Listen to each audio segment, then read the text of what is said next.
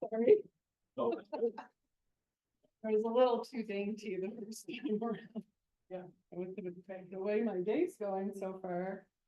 It's a loud bell day. Hello, everyone. It is a gorgeous day. It's good to see you all. And my apologies for being late. And then we've got some technical challenges. As you can see, there's no screen today. So the PowerPoint that I worked very hard on, Joe Martin gets to enjoy. So my work will be how do you say that? Not in vain. So we have a pretty lofty agenda today. So we'll get started here with our usual part, and then just a little bit of a shorter time to chat, but since we're kind of getting started, you got a lot of that on the front side. So but we will get started fairly quickly thereafter and have a wonderful program. So let's proceed with the Pledge of Allegiance. I pledge allegiance to the flag of the United States and to the republic which stands one nation under God, indivisible, with liberty and justice for all. Please join me in the four-way test of the things that Rotarians think, say, and do. Is it true? Is it fair to office? Will it be beneficial to all concerned? Slide change. Inspirational message.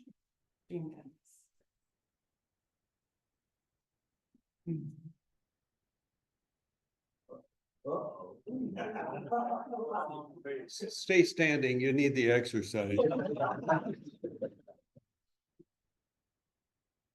Thank you, President Allen. Fellow Rotarians and guests. At each meeting, we stand and recite the four-way test, which we just did. I believe everyone here can probably agree that it is a core value in the Rotary philosophy. But you know how it came about? What its origin was? Anybody here know? Wow. Our past district governor does, right? Oh, yeah. Well, let's spend a minute here and explore the rest of the story. Rotary's founder, Paul Harris, devoted nearly an entire chapter of his second book to Rotarian Arthur Sheldon.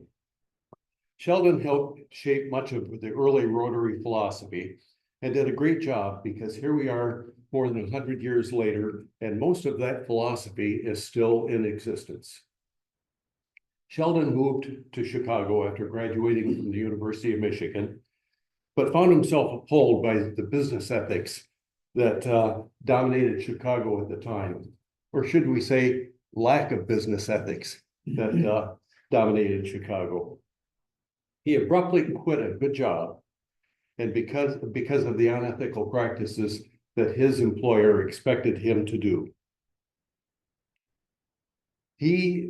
Sheldon argued that not only can ethical business people survive in a community filled with unethical businesses, but they can also prosper. Given a choice, people will always choose someone that they can trust. This principle was then put into place and formalized as our four-way test. Let me quote just a little bit of what Paul Harris wrote. Paul wrote, "The doctrine of caveat emptor was at the time applied to the customer. Ill will and distrust characterized the attitude of business toward competitors, and the welfare of employees was given scant consideration. Sheldon noted, however, that there were certain conspicuous exceptions to the rule. That some of the most fair-minded and liberal business houses at the time were the most successful. He set about exploring the principles that made this success possible. His studies led him to reverse his previous impressions and eventually to the conclusion that there was but one dependable route to personal success, and that was the route of service. And that, Rotarians and guests, is the rest of the story.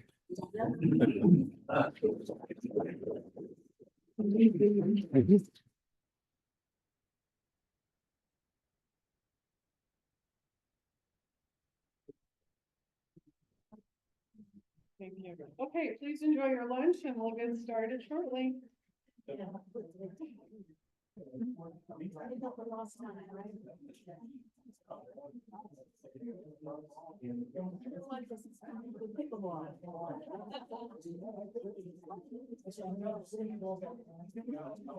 Oh, yeah.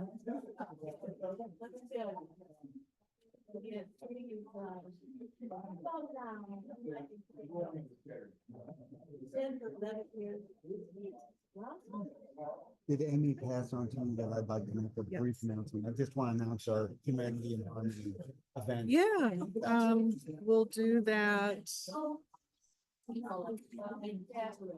just during announcements. Okay, I'll okay. just call you up. I'll try to be brief. That's all right. Okay.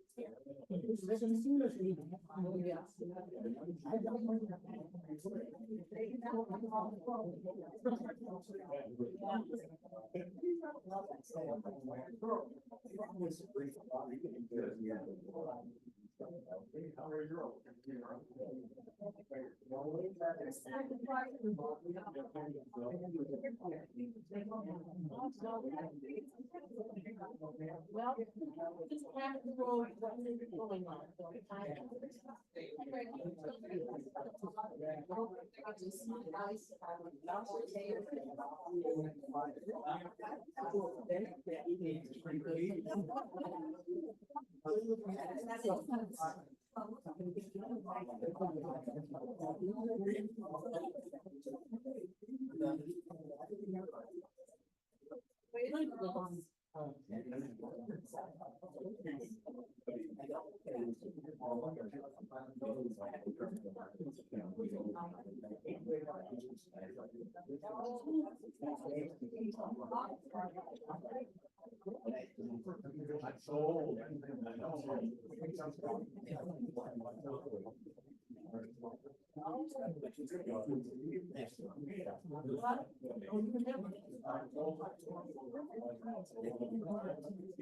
That's right, you did.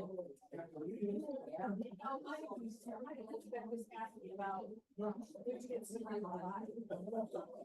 I'm like, well,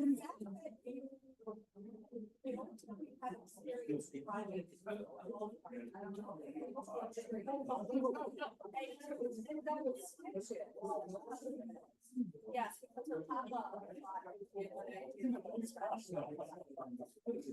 But she says,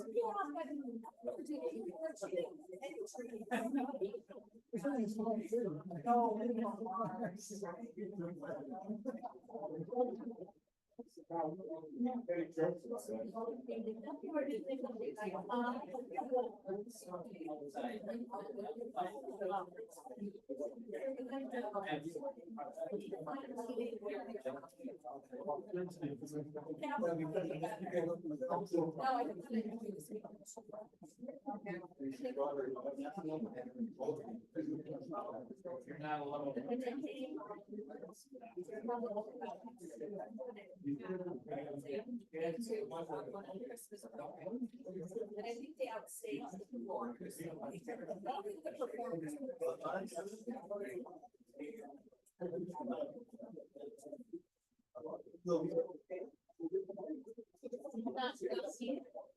Yeah.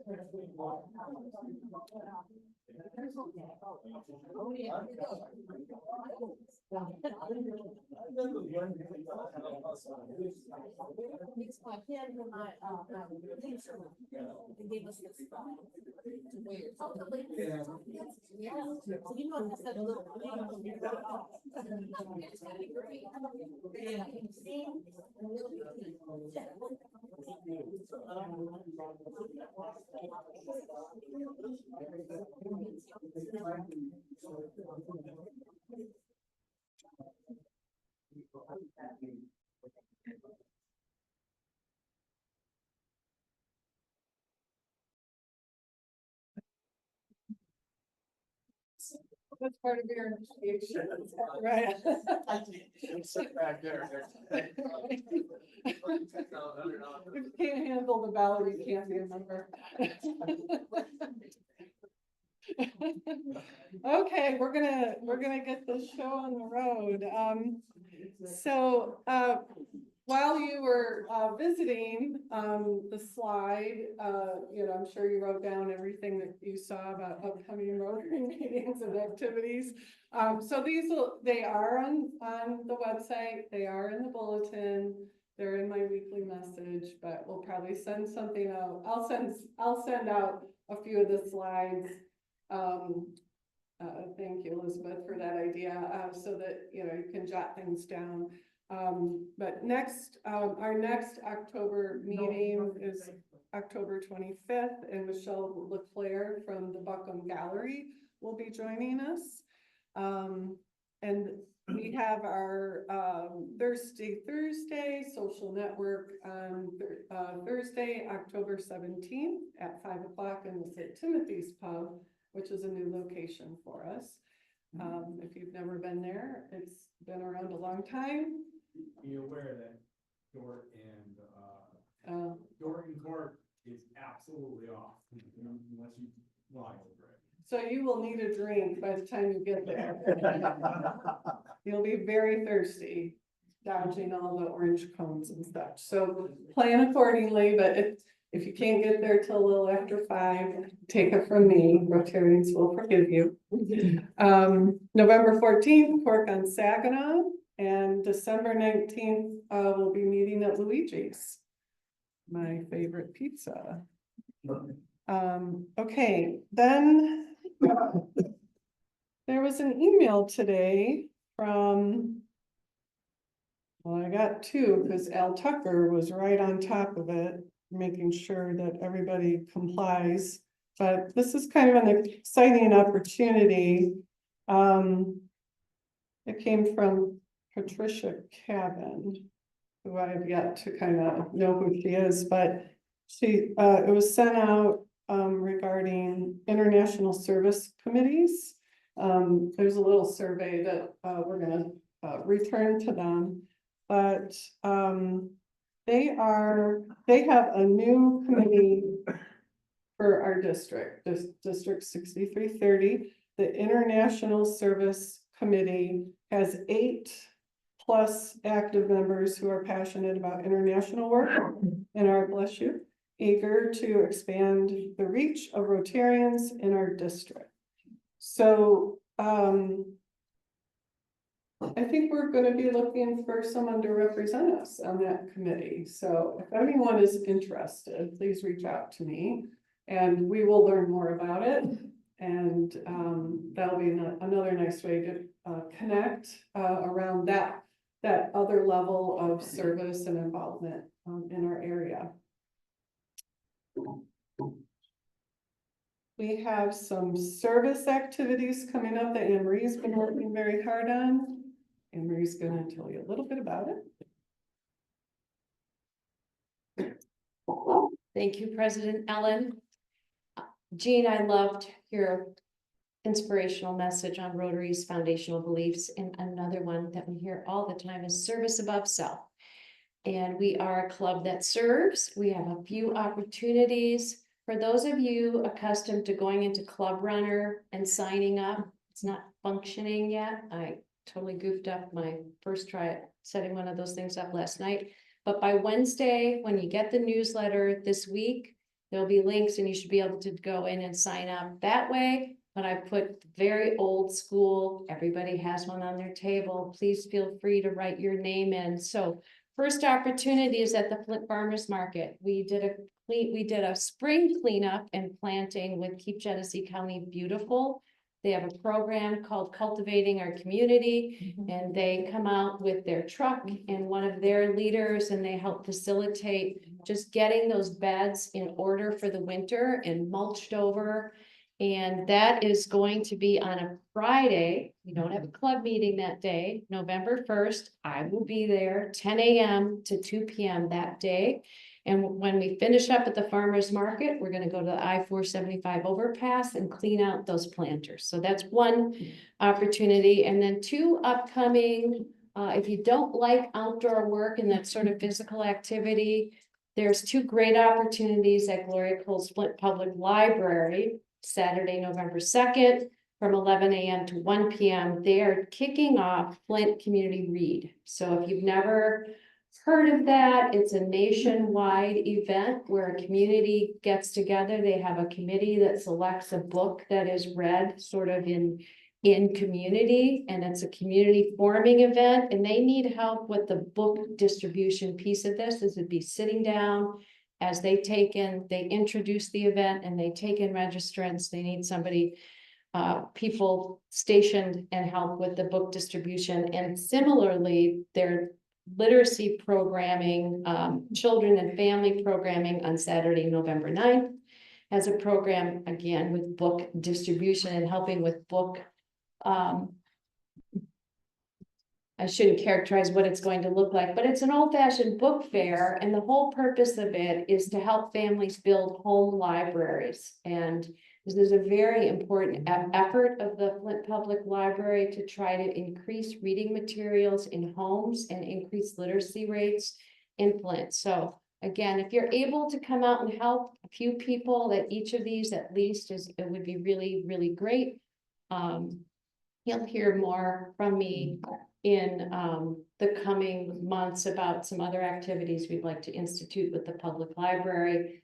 And also we're looking at, haven't really discussed with the board, but the board will be discussing the potential for adopting the gardens at the Flint Farmers Market. I know a lot of us go there on a regular basis, and if you really take a look, they're a little bedraggled. And that I think is just such an important place for Flint and for Flint Pride. So you'll be hearing more about that. And of course, you can always email me, call me, and I'd be happy to sign you up for any of these great things. Thanks so much.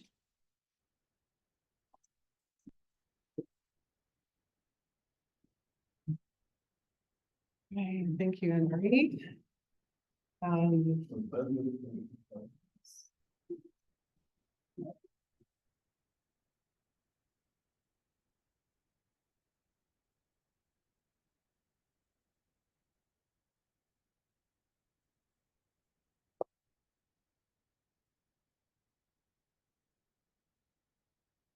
Okay, next I'd like to invite up Stephen Lowe as a quick announcement.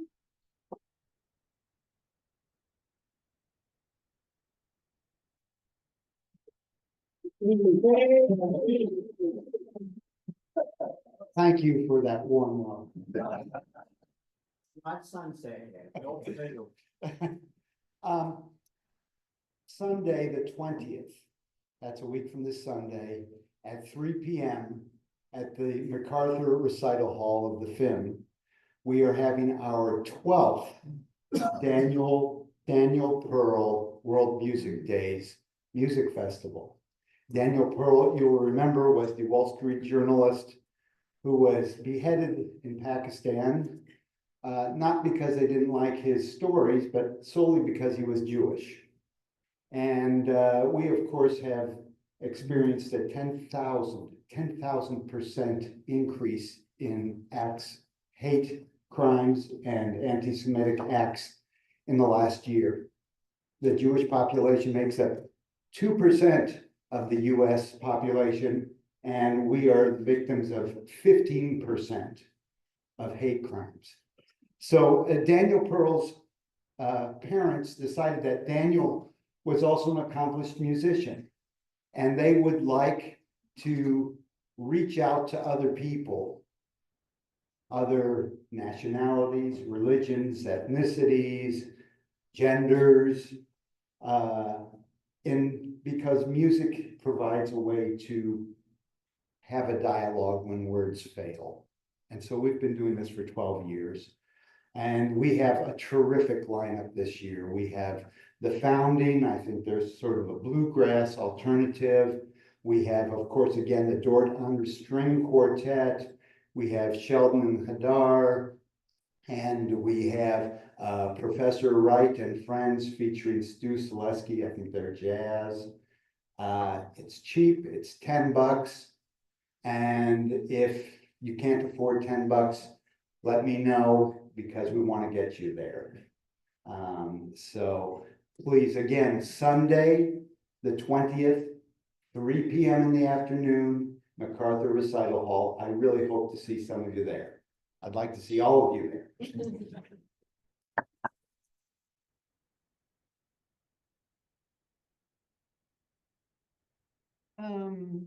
Do we have any health and welfare announcements?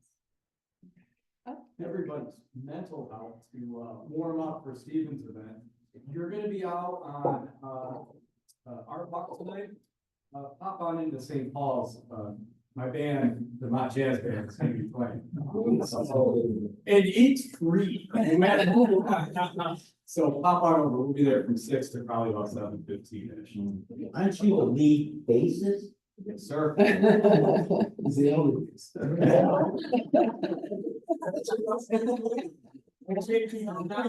true.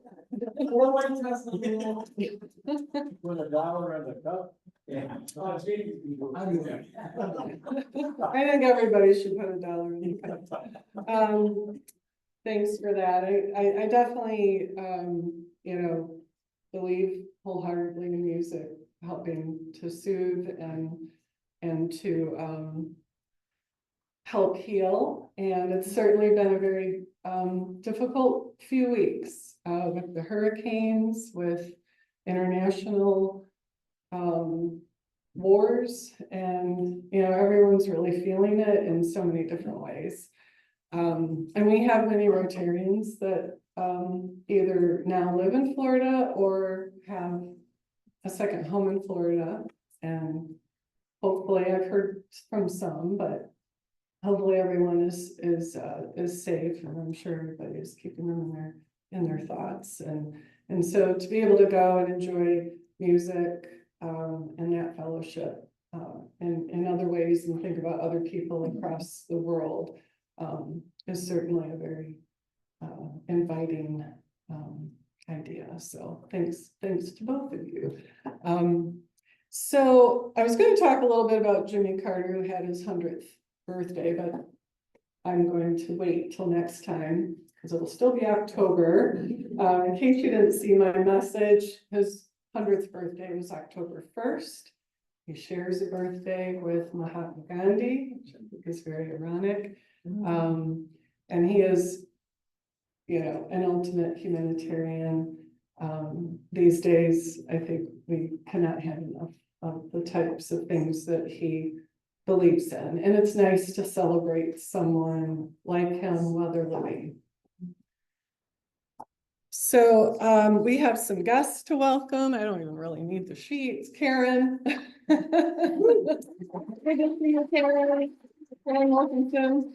And Rob Jewell is with us today. And on that note, I'd like to invite Elizabeth up, who has a little something.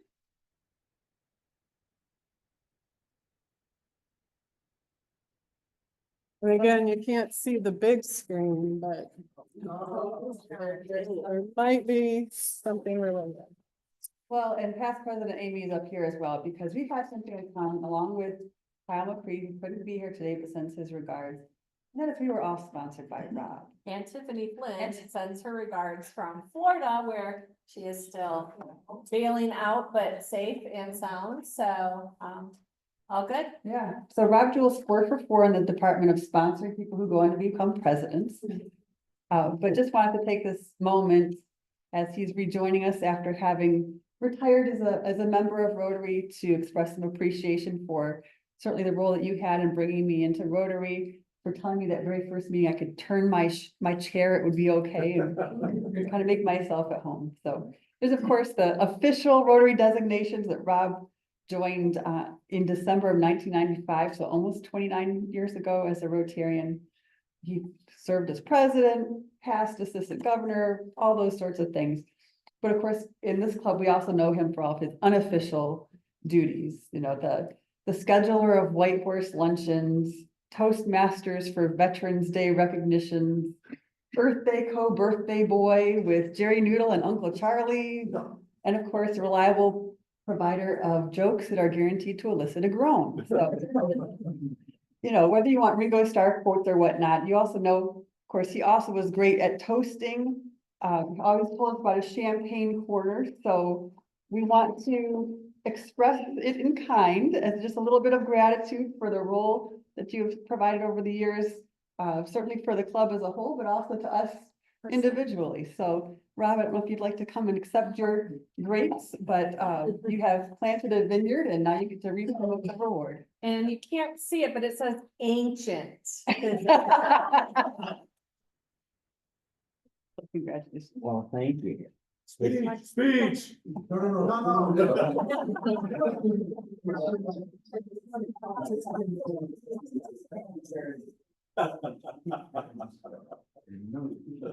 Brian a picture. Do you want to say something? I heard no to the speech. But I have 6 words. Thank you. Thank you. Thank you. Did I get that, Joy? You got them all? Thank you.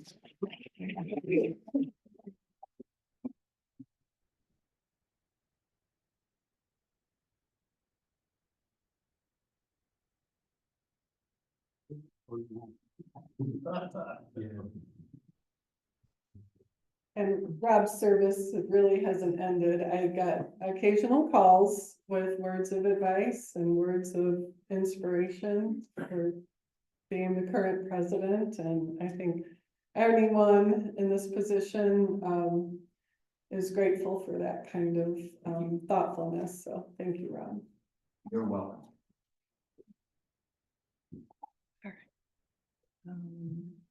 50-50 raffle. Who's doing it? So we have, we actually have 4, well, maybe 5 prizes today.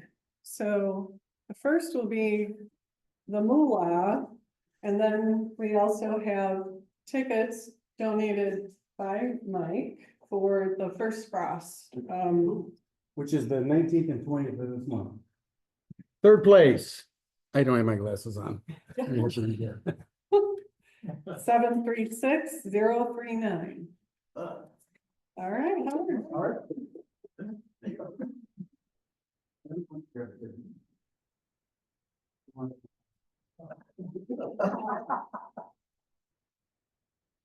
Oh, Did I drop one? okay, for second place, 736-009. Thank you, Mike.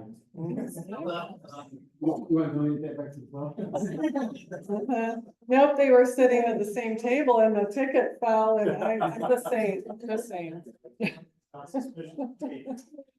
Okay, first place. First place. 736-057. All right, Dan.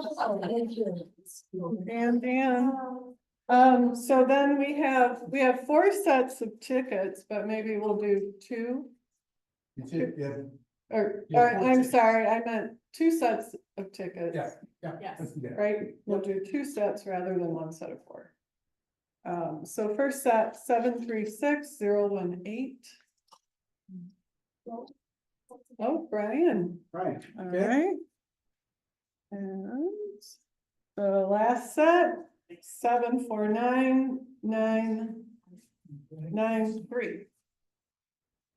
That was 993. Okay, Joel. Oh, All okay, right, great. thank you, Mike, Thank you. for those tickets. Congrats, everybody. I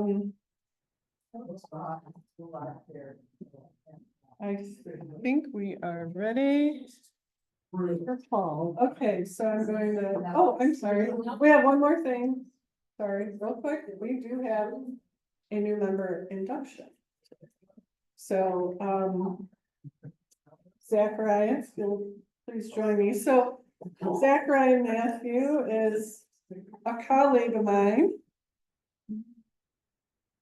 That's, you know, makes me happy.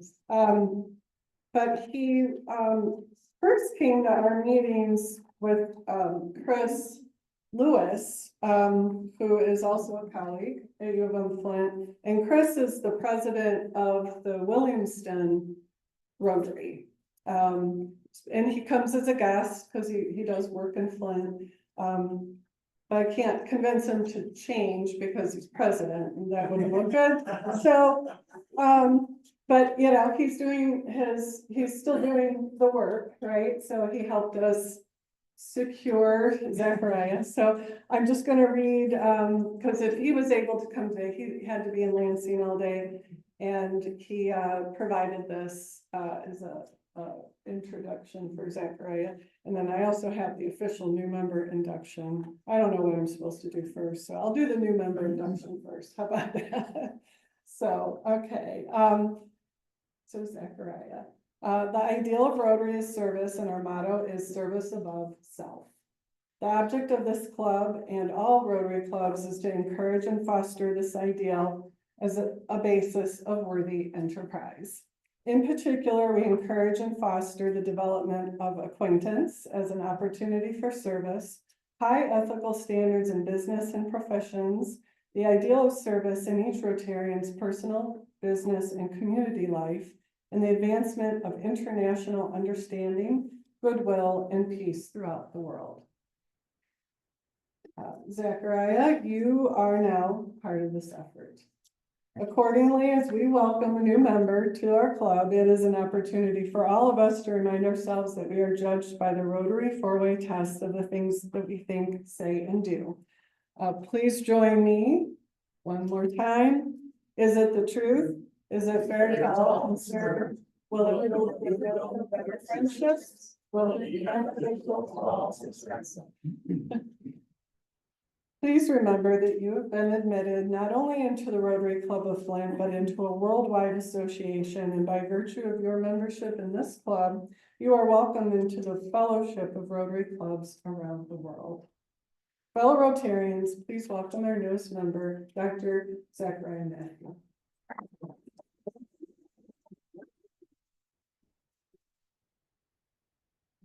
I present you with your Rotary pin.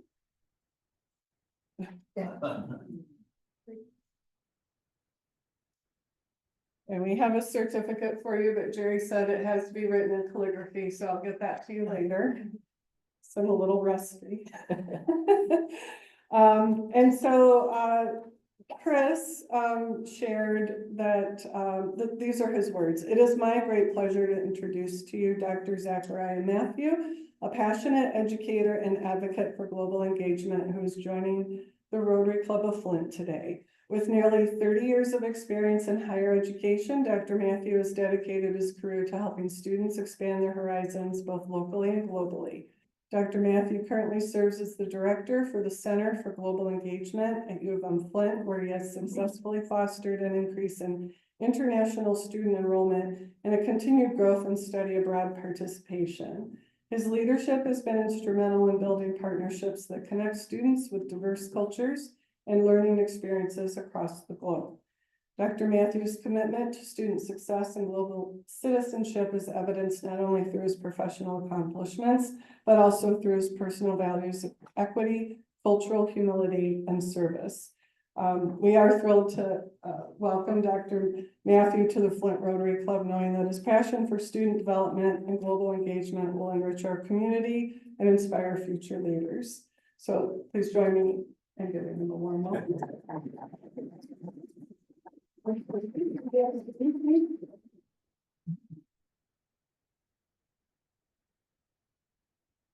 Madam President and fellow Rotarians. I'm so glad that I can now use the word fellow Rotarians. So thank you very much. It's truly an honor. I'm not only honored, but also humbled by this opportunity. And I'm privileged to be part of this organization that believes in service, which very well aligns with mine to serve and not to be served. And I'm really excited to have the opportunity where I can bring my passion into what is already existing here. That is to serve. I would really love to incorporate my passion of internationalization, building perspective, and bringing in peace, global peace. And in my humble way, if I can serve, please do let me know. And again, I also want to take this opportunity to thank Ellen for the introductions, and Jerry and Dan for today's orientation. And thanks for this warm welcome. Thank you.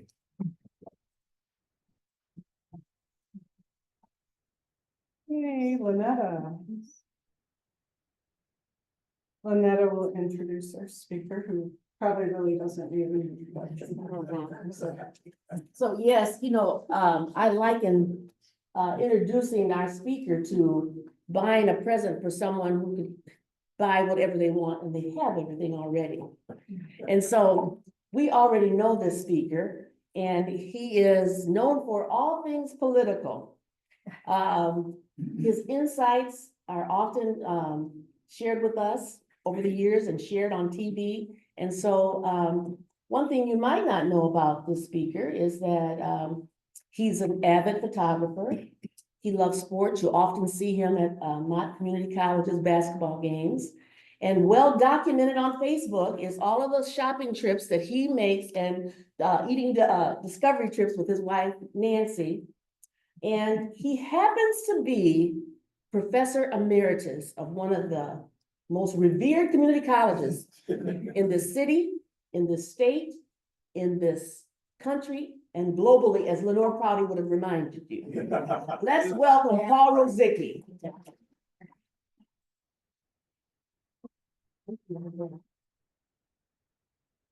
Oh, it's good to be here.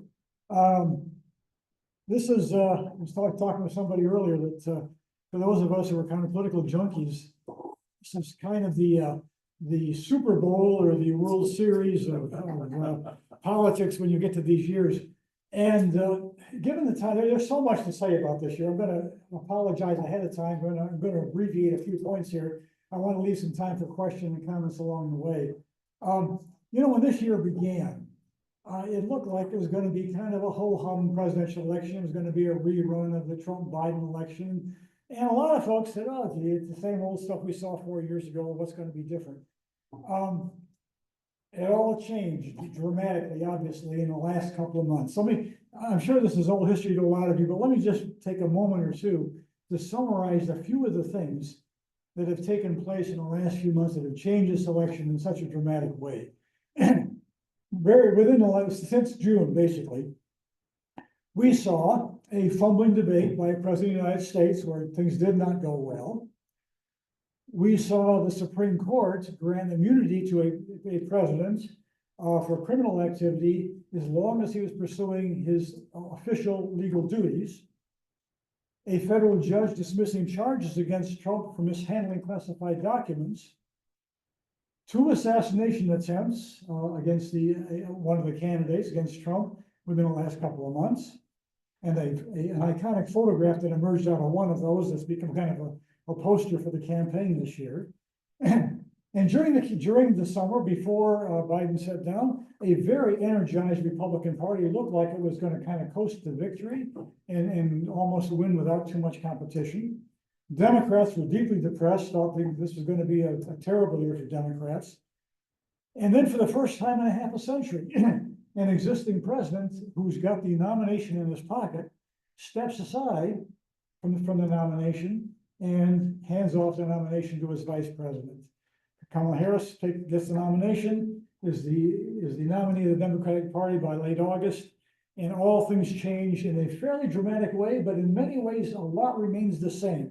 So let me just take who knows where we're gonna go next? We still have a month to go almost, and there may still be an October surprise. Who knows what's gonna happen in the next few weeks, but given what's happened in the last couple of months, it's gonna be, I think, an eventful month in the future. So let me take a look at maybe the pros and cons of the candidates around as we take a look at this election.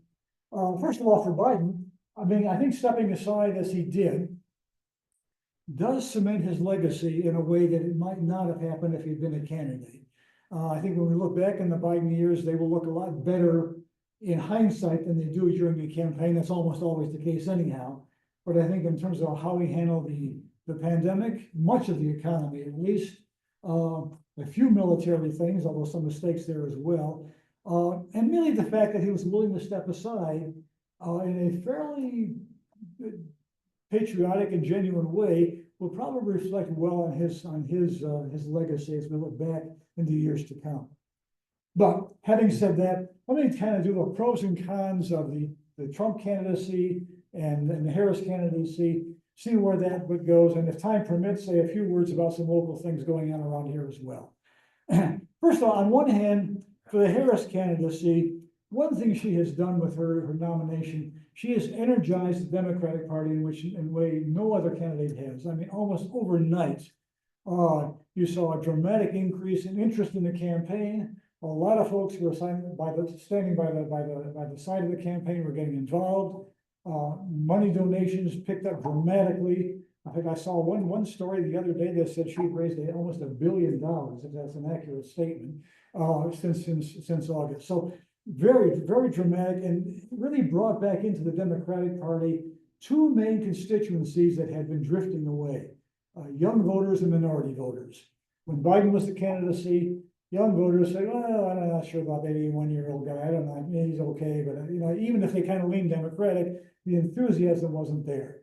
And somewhat the same thing for minority voters. You saw gradually some minority voters were drifting away from the Democrats, particularly young male African-American voters going a little more Republican than they had in past years. So that seems to have turned around, at least for the moment, with the Harris candidacy along the way.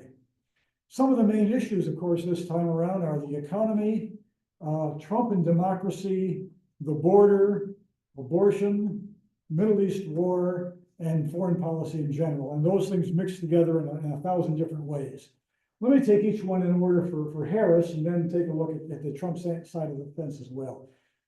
Certainly the major issue for Harris is abortion. You've seen ad after ad on TV hitting away at the abortion issue with the overturn of Roe versus Wade. That was a major point for the Trump administration. And clearly, when you take a look at how the abortion issue has gone, even in those very red states where abortion has been on the ballot, generally the pro-choice side has won. So it's been a very strong issue for Democrats, and clearly one of the major issues, I think, in this campaign for Harris. The second one is age. One thing clearly that Trump was planning on doing for Biden was hitting away at his age. Oh, you don't want that old 81-year-old guy there in the White House, says the 78-year-old guy. I'm not sure about the logic of all that, but so be it. But at any rate, now, with someone who's 20 years younger than Trump, the age issue is gone. In fact, you might even see Harris use the age issue a bit against Trump in some ways. And there's some evidence that might be a selling point as well. But clearly that was going to be a strong issue that Trump would have had. That's clearly off the table. In the debates, clearly in that first debate with Biden, it was a terrible debate for Biden, and it showed in many ways. Harris, as an ex-prosecutor, has got that skill as a debater. It showed clearly in her debate against Trump at one time, which was very strong showing on her part.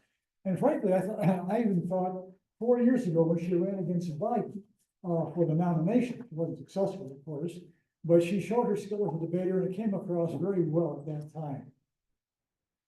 Crime has been an issue. Trump has used that a lot.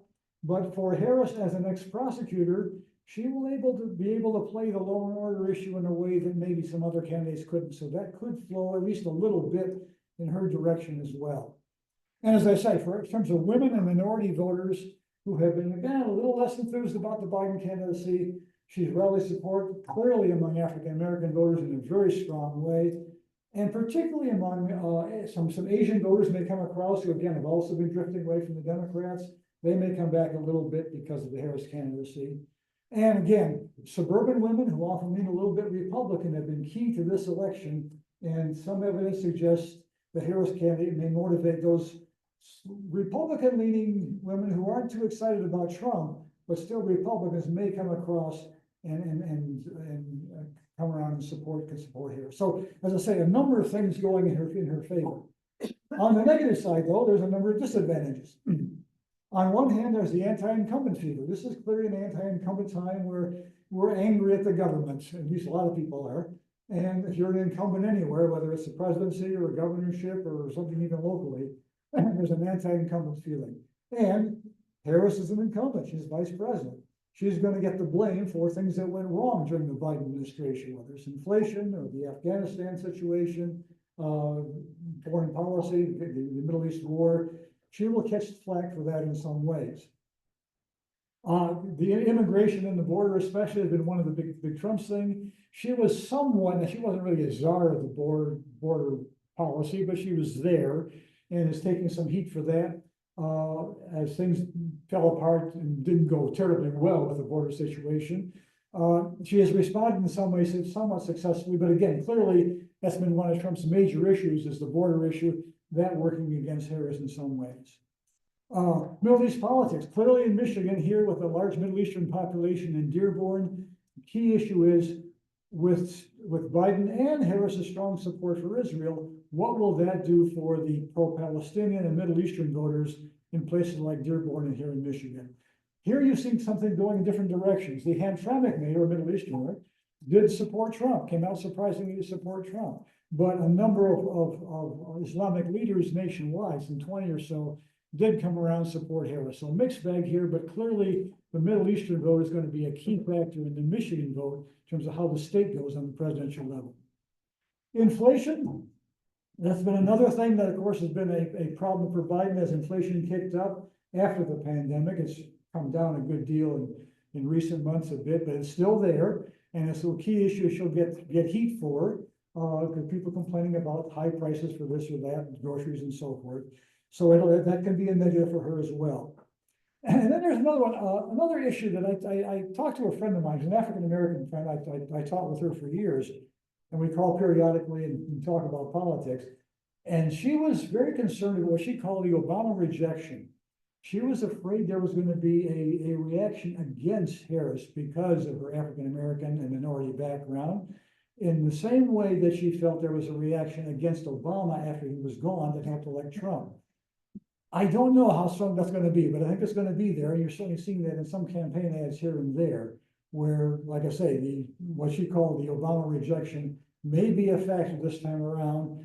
Our real question is, are people really ready to accept a woman, African-American, Asian-American background as well, as president of the United States? And then one final thing on the negative side for Harris is vice president. Being vice president is a great way to get nominated, but it is not a great way to get elected. We've nominated a lot of vice presidents in the last century. We've only elected one person directly from the vice presidency to the White House. That's George H.W. Bush back in '88.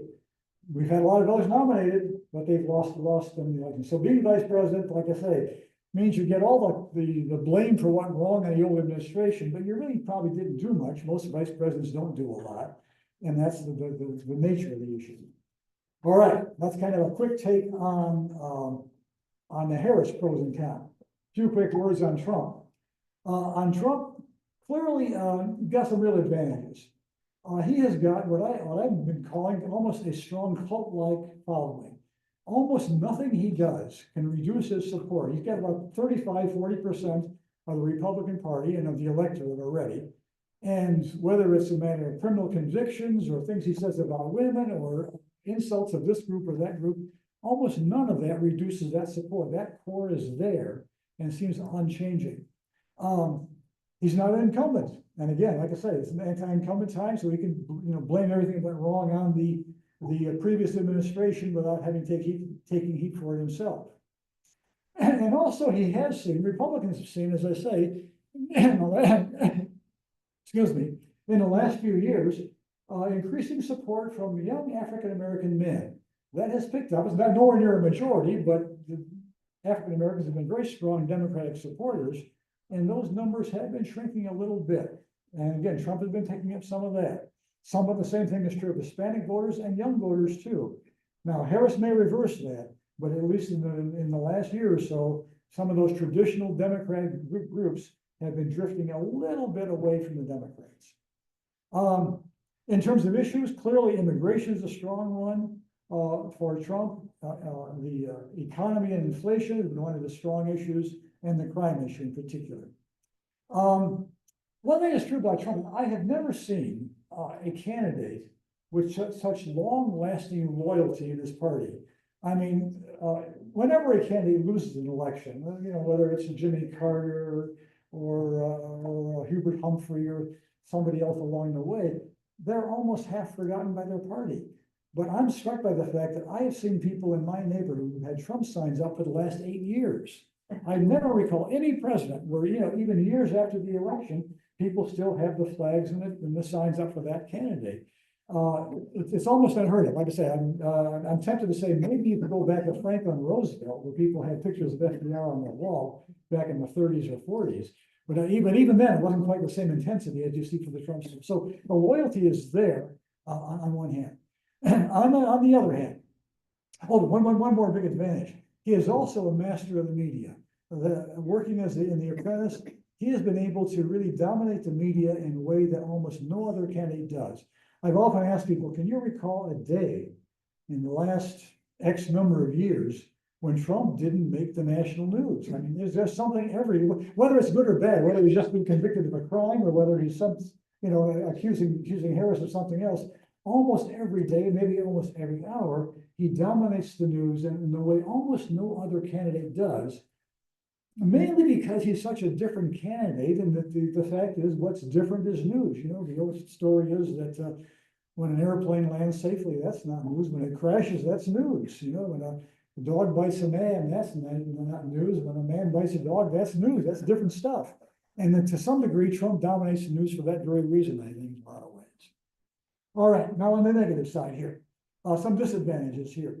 While he's very well liked by those who are his core supporters within his party and a little bit beyond, there's also a strong dislike for Trump as well. I don't think there's been any other candidates so strongly disliked as Trump as well for the last 4 or 8 years as well. To some degree, his party is divided. I mean, clearly, one thing you want to go into a campaign with is a united party. And there's a strong core support within the Republican Party for Trump, and he's really redefined the party as the Trump party in many ways, but there's a significant core of anti-Trump Republicans who are really playing a larger role in this campaign than they had for a while, but may be significant along the way. So that divided Republican Party has certainly hurt him in fundraising, and we'll see what it means in terms of the election about whether or not those Republicans bring enough votes across to support Harris along the way.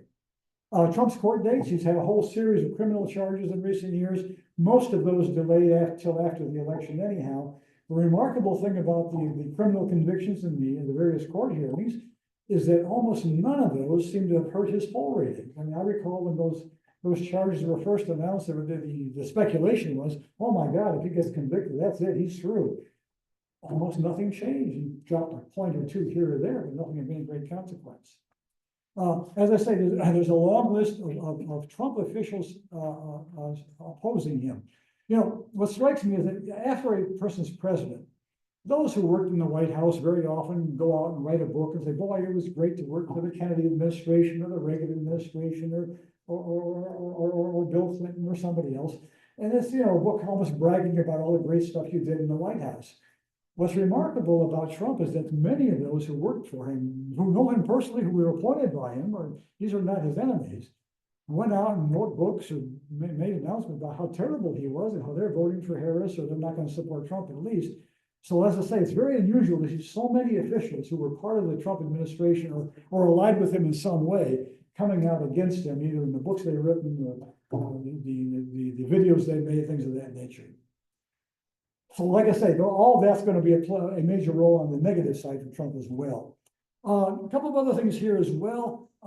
This is too big to talk about, I think, today, but Project 2025, a long list of things that the Heritage Foundation would like to accomplish if Trump gets reelected. Probably the most significant one, like I say, that's a whole separate lecture, I think, if I would get into that right now. But basically what it would do is allow Trump to appoint an awful lot of civil service officials who are partisan. Right now, the assumption is that at least much of the civil service should be a nonpartisan organization. That would allow him to appoint a number of pro-Trump individuals in many parts of the bureaucracy, the FBI, the CIA, and a variety of others. The implications of that would almost take us back to the 19th century of the old spoil system, when you got appointed to be postmaster general because you voted for the right party. So that's probably the biggest single thing. One thing that strikes me about the second Trump administration, if there were to be one, is that when he was first elected, frankly, I think he was surprised he got elected. And a lot of the stuff he did was rather amateurish in terms of trying to overturn the election. This time, I think it would be far more serious and far more organized. Clearly, he would have more of his people on the deck, and it would be a far more effective Trump administration in terms of achieving some of those goals of Project 2025. As I say, that's kind of a whole separate topic, so I'll leave it there for the moment. Brief mention of third parties. It looked for a while like third parties, Bobby Kennedy Jr. especially, would play a significant role in this campaign. They might, because it's such a close election by most polling anyhow, but they seem to have faded very dramatically. Bobby Kennedy has endorsed Trump. He's tried to take his name off the ballot in some states. He will be on the ballot in Michigan. In some states, he's gotten off the ballot. It's really hard to say whether a candidacy like Bobby Kennedy's what effect it'll have. On one hand, most of Kennedy's views lean in the Trump direction. Anti-vaxxer, some of the other issues about the government and bureaucracy generally lean toward Trump. On the other hand, though, the Kennedy name is going to ring true for an awful lot of Democrats. They're going to remember, oh, Kennedy, he's a Democrat, right? So it's hard to say how it's going to cut, but probably the existence of a Kennedy on the ballot means you're going to pull a few votes away from Trump. Whether it makes any real difference is hard to say, but even 1% can make a difference in some swing states. A couple of quick words on picking a vice president. Before the conventions, almost always the speculation from all the pundits is, oh, who are they going to pick, and how about this person, how about that person? Here's the points in favor of this guy or against that guy. The bottom line is, for all the talk and all the speculation, when push comes to shove, it doesn't matter much who you pick for vice president. Historically, there's not much sign that picking the right person does you an awful lot of good. Picking the wrong person can do you a little bit of harm. John McCain and Sarah Palin are an example of that in somewhat recent history. But beyond that, the choice of J.D. Vance and Tim Walz pretty much fit the mold. They wanted people from swing states, white, Middle Western, generally, somewhat moderate candidates who could pull in a few extra voters. But again, if you look at history, probably the choice of the VP is not going to be a big factor. And even in that debate the other night, it's hard to say who won. Maybe Vance did a little better than Walz did, but I don't think it's going to change an awful lot of votes because it was not a dramatic victory for one person or another in that situation. All right, so what lies ahead for all this kind of stuff? First thing is, for the Democrats, will the energy last? There was all kind of new energy right after Harris was nominated in late August and during the convention in early September. Will it last? It seems to be there at the moment from some of the fundraising and some of the activity there. However, if you take a look at the polls still show it. The 7 major toss-up states are all within the margin of error. Harris is ahead in about half of them. Trump's ahead in the other half. but all of those are within the margin of error. So literally, in every one of the so-called swing states, a couple of thousand votes can make all the difference around. There's gonna be a need to unite both parties if they can do it. Democrats need to unite their parties. They probably have, but when Harris was first nominated, I heard some grumbling from a few Democrats saying, well, gee, we voted in the primary, we voted for Biden, and now they're sticking us with Harris. Well, I guess the primaries don't mean anything. That seems to have faded. Again, on the Trump side, the Republicans, that division is still there. There's a significant anti-Trump faction out there. And particularly in Michigan, there was a deep division within the Republican Party here as they changed chairs of the Republican Party over, they were both Trump supporters, but one more so than the other. So as I say, it'd be worth seeing to see where the never Trump Republicans end up going. Do they vote for Harris? Do they stay home? Do they hold their nose and go for Trump? Could be a little bit of all those. And the bottom line is when there's been a dislike for both candidates, most voters tend to stay home. How's my time going? Am I running out of time? There's so much to talk about here. Yeah, let me throw in one quick word here, locally here on the 8th district. The 8th district is going to be for the first time since 1962, there will not be a Kilby on the ballot. And that district there with, let me back up here. U.S. Senate with Mike Rogers and Alyssa Slotkin, toss-up race, close race here in Michigan with Debbie Stabenow stepping aside, and then the 8th district here with Christina Rivet and Paul Young going at it, a toss-up for that. The 8th district now very much a toss-up district. It's going to be a close race for both of those. And like I said, for the first time since '62, there's not been a Kilby on the ballot. I'll leave it at there if there's time for any kind of questions. Okay. We have time for one question. Who has the best question? Joel's the only one raising his hand? Joel's always got good questions. Joel? Joe, good to see you, my friend. It's good to see you, Joel. 8 years ago, Hillary ran against Trump. They all said she was gonna win, both said she was gonna win Michigan. Yes. She didn't.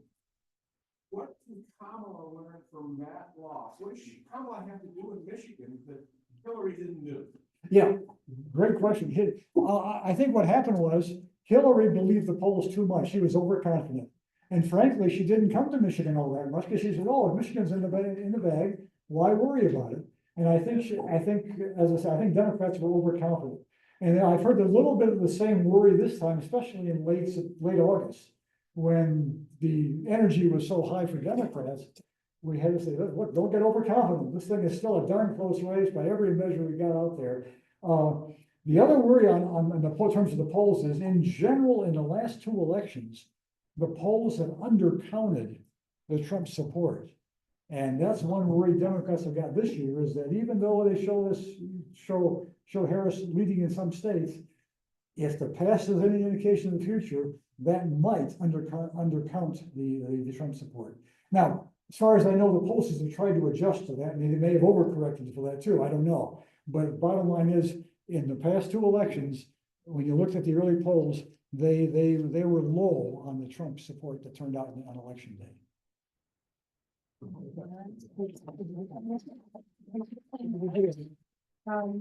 So Paul, thank you for all of that and appreciation for joining us today. A donation has been made in your name. I appreciate that. Thank you. Rotary International to support the global eradication of polio. Sounds great. Thank you.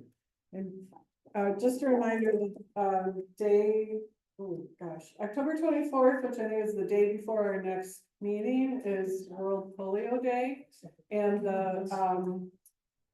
the Gates Foundation is matching donations. So if you go to Rotary International's website and click, you'll see something about World Polio Day, and I'll send out a link. Actually, I think I did. It's in my message this week. You can go there and your contribution will be matched. So that's huge. They can still use as much money as possible for Rotary to fight polio. So keep that in mind. So I just want to thank those who did service today. Jean Dennis for your inspirational message, Lynetta Coney for introducing our speaker, Jim Richardson did set up and takedown. Georgiana is doing bulletin notes, so good to see you. And Mike Chafee did registration and handled the raffle and donated extra raffle prizes. Joe Martin, our Zoom host. And good to see you, Bob McMahon, welcome back. And also Dallas, yeah, I gotta take these things off. And see everybody. It's good to see some of you who haven't joined us in a long time, and we hope you'll come again soon, if not every week. And Thirsty Thursdays. So with that, everyone, we are adjourned. Thanks for your patience today.